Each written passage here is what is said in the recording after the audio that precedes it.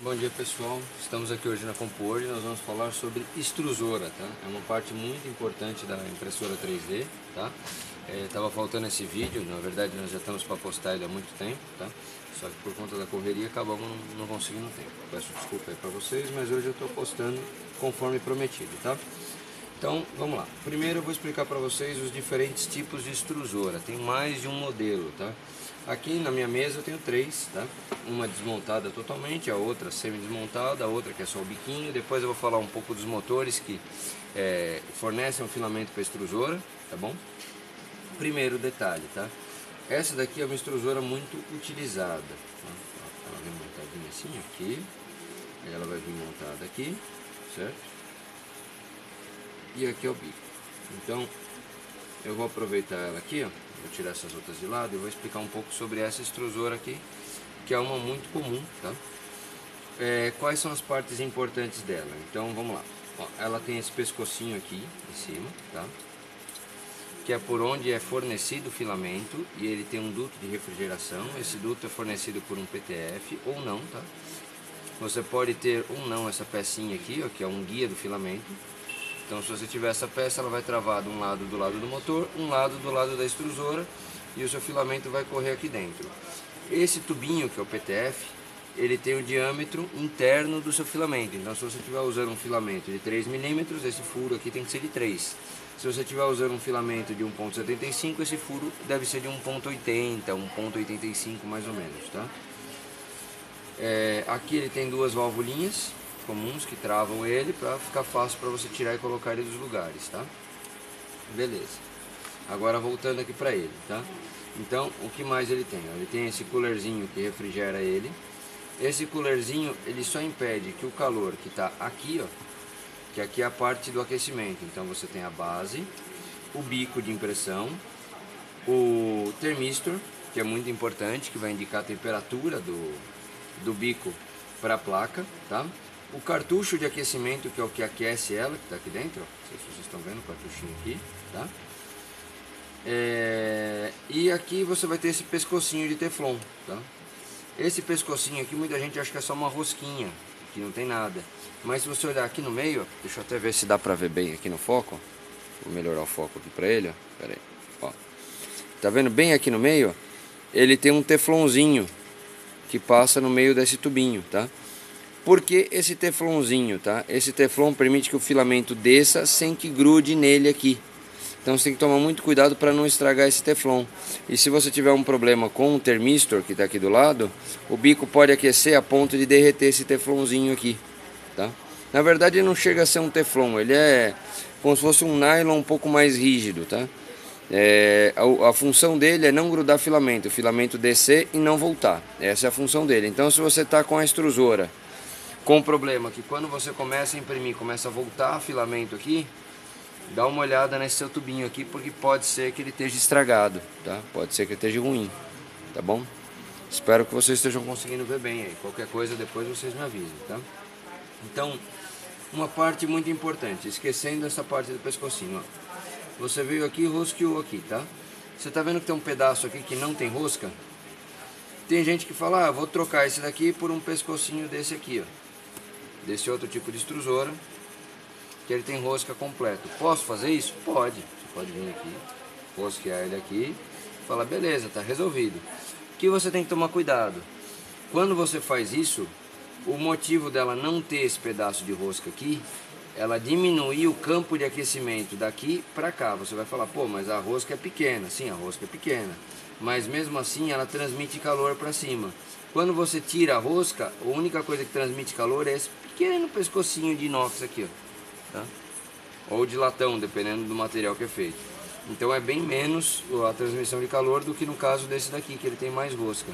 E tem gente que vem aqui e trava uma porca. Você tem que tomar cuidado, porque quando você trava uma porca aqui no bico, que às vezes você fala, vou travar com porca e faço a contraporca aqui para ele garantir que ele esteja bem preso. Aí você vem e põe essa peça aqui em cima e encosta ela na porca.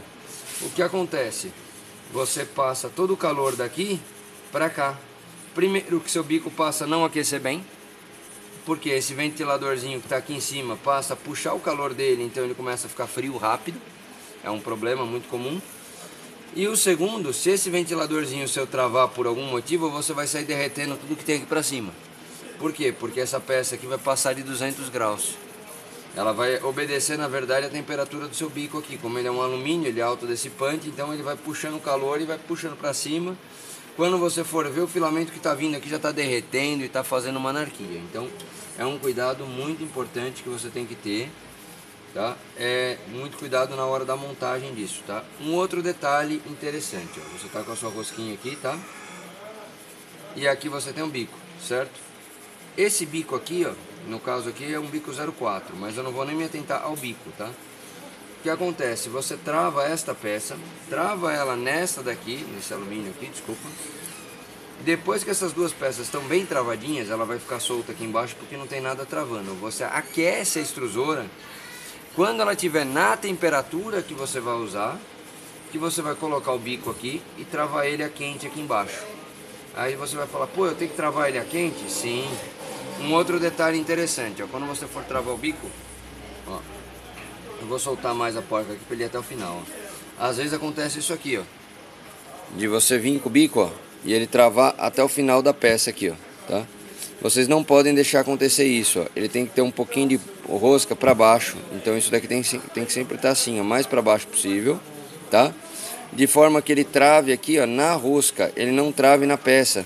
Porque senão você pode acontecer o seguinte, dessa peça aqui tá muito para trás, tá aqui no bico, você ter rosqueado essa daqui até o fundo e, ó, acabando de soltar ele aqui, ó, você ter peça aqui no meio, ó, você ter um vão de plástico, que é o que acontece, vai começar a acumular plástico ali e esse plástico começa a voltar e aí começa a enroscar plástico na extrusão, você começa a ter problema com a extrusão, tá? Então, isso daqui tem que estar bem rosqueadinho aqui, ó. Beleza? Só que ele não é bem rosqueado aqui. Você tem que soltar o bico aqui, ó. Solta aqui ele um pouquinho. Solta o bico aqui da frente e rosqueia ele mais até o fundo. Não precisa ser tanto, mas você deixa ele um pouquinho mais aqui, ó, de forma que quando você travar o bico aqui, ó, sobra um pedaço de rosca, tá vendo? Na verdade esse bico aqui é 0,3, tá? Eu achei que fosse 0,4. Sobrou esse pedacinho de rosca aqui, ó, legal. Você consegue vir apertar aqui com ele a quente, sem danificar a peça, e você vai garantir que o fio que entra por aqui vai sair só por aqui, entendeu? Sem problema nenhum. Então isso é uma parte muito importante da extrusão, tá? Muito importante mesmo, tá? Agora um detalhe interessante desse tipo de extrusor aqui, ó, que é um outro modelo, tá? Na verdade é bem parecido com aquele outro.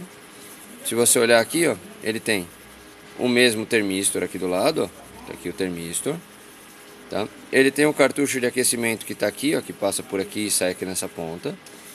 Tem o bico, aqui, ó, não sei se vocês estão vendo, tem um biquinho aqui, ó, certo? E aqui você tem a rosquinha, tá? Se você ver, esse daqui tem exatamente o problema que eu falei para vocês, ó, o bico está totalmente prensado para cima, ó, tá? Então às vezes você compra ele, ele vem totalmente prensado para cima. O que você vai ter que fazer? Você vai ter que soltar aqui, pegar um alicatinho, soltar essa peça aqui um pouco, aproximar mais essa rosca aqui possível para ela vir mais para dentro aqui e o bico travar nela. O bico não travar nesse metal, porque o bico ele não tem que ficar travado no metal, ele tem que ficar travado rosca com rosca aqui, ó. Entendeu? O metal é só o suporte do meio, como se ele fosse uma porca, tá bom? E um detalhe interessante, como esse daqui é uma porca contínua aqui, tá? Ela normalmente vai vir travada perto de onde vai ficar a extrusora, que normalmente é a MK8 para esse modelo aqui. Então você tem a MK8 aqui, ó. A MK8 você tem a polia, aí entra o filamento aqui e ele sai por aqui. Aqui você tem um suporte de alumínio onde vai vir travado isso aqui, ó, tá? O que acontece? Esse camarada aqui ele tem que vir o mais próximo possível desse furo aqui. Aí você vai falar, por quê? Porque se você for usar filamento flexível, ele não ter distância aqui, ele não ter distância nenhuma aqui, facilita muito a sua vida. E impede que ele crie aquela volta e saia enroscando, tá? Se você estiver usando extrusoras nesse modelo aqui, ó, tá? É que aquela está desmontada. Então aqui vem um motor de passo, né? Igual aquele ali. Então vai vir um motor aqui. Aí vem uma engrenagem menor, que seria como se fosse essa daqui. E uma outra grande aqui. Não, essa engrenagem não é desse conjunto, mas só para vocês terem uma ideia, tá? Ela vem aqui, trava e vai girando aqui. Então é como se fosse uma redução. Na verdade é uma redução, tá? E por aqui entra o filamento. E aí você trava ele aqui por cima. Aqui vem um rolamentinho só para poder guiar. E um outro rolamento aqui para guiar o filamento. Nesse tipo de extrusão, que cuidado você tem que ter? Se você for usar flexível nessa extrusão aqui, é difícil. Por quê? Por onde entra o filamento aqui, ó, eu não tenho um pedaço de fio aqui. Deixa eu ver se eu pego um pedaço de fio. Pera aí. Tá aqui, ó. Peguei um pedaço de fio aqui, ó.